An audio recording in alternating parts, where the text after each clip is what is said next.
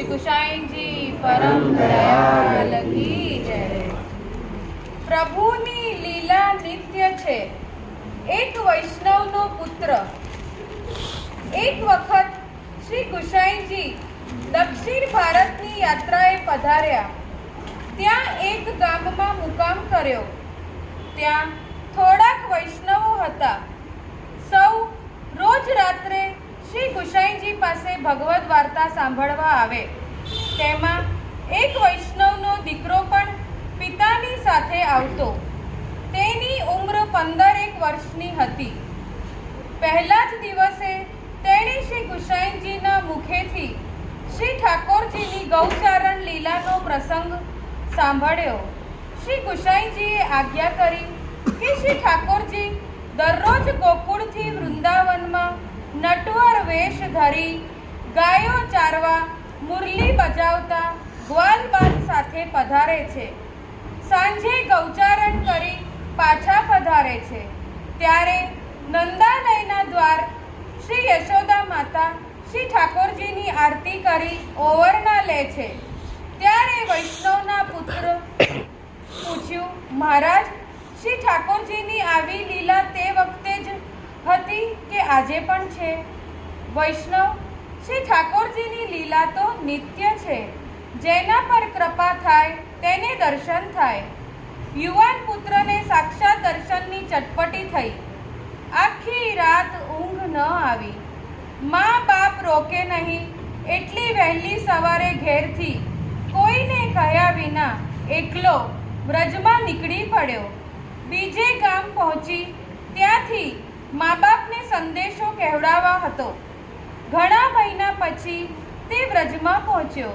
શ્રી ગોકુલ થઈ ગિરિરાજી ગયો। ત્યાં ગોવિંદ કુંડ ઉપર ગૌચારણ કરી પાછા પધારતા શ્રી ઠાકોરજીના દર્શન કરવા બેઠો। સાંજ પડી। 2-4 ગોવાળિયા અને ગાયોને આવતા જોયા। ક્લેશ થયો। તે વિચારવા લાગ્યો, શ્રી ગુસાઈજી અસત્ય બોલે નહીં। મારો જ કંઈક દોષ હશે, તેથી મને દર્શન થયા નહીં।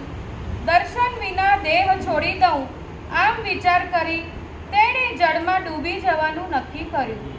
શ્રીનાથજી તેનો તાપ સહન કરી શક્યા નહીં। આપે વિચાર કર્યો, આ છોકરાને દર્શન આપવા જ પડશે। અનાયસ આકાશમાં વાદળ વચ્ચે છુપાયેલો સૂર્ય બહાર પ્રગટ થતો હોય એવું દ્રશ્ય પશ્ચિમ દિશામાં દેખાયું। સૂર્યાસ્ત થઈ રહ્યો હતો ત્યાં તે યુવાનની નજર સામેના માર્ગ ઉપર પડી।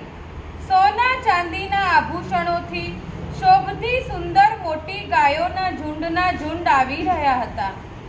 ગાયો ભાંભરતી દોડતી હતી। તેમની ખરીઓથી તેમના ખૂરથી ઉડતી વ્રજ આકાશ છુવાઈ હતું। પાછળ અનેક ગ્વાલબાલો આવતા હતા।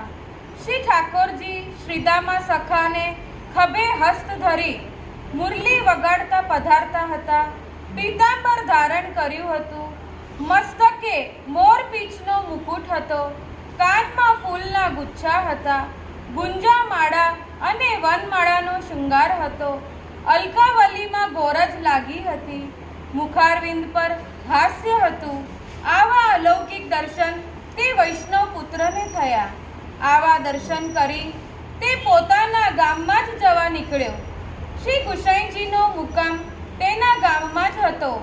તેણે આવી શ્રી ગુસાઈજીને દંડવત કર્યા અને સર્વ સમાચાર કહ્યા।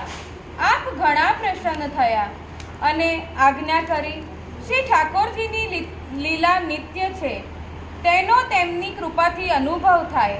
વૈષ્ણવે કદી શ્રી ઠાકોરજીની લીલામાં સંદેહ કરવો નહીં। સિદ્ધાંત નવનીત। શ્રી ગુસાઈજીએ વિદ્વત મંડળ ગ્રંથમાં નિત્ય લીલાવાદ સમજાયો છે। શ્રી ઠાકોરજીની લીલા આજથી 5000 વર્ષ અથવા તેથી પહેલા હતી અને આજે નથી એવું વિચારવું નહીં। શ્રી ઠાકોરજીની લીલા નિત્ય છે। વ્રજમાં શ્રી ઠાકોરજી નિત્ય બિરાજે છે એવી શ્રદ્ધા રાખવી। તેમની કૃપા થાય તો આજે પણ તેમની લીલાનો અનુભવ જીવને જરૂર થઈ શકે છે. શ્રી ગુસાઈજી પરમ દયાળ.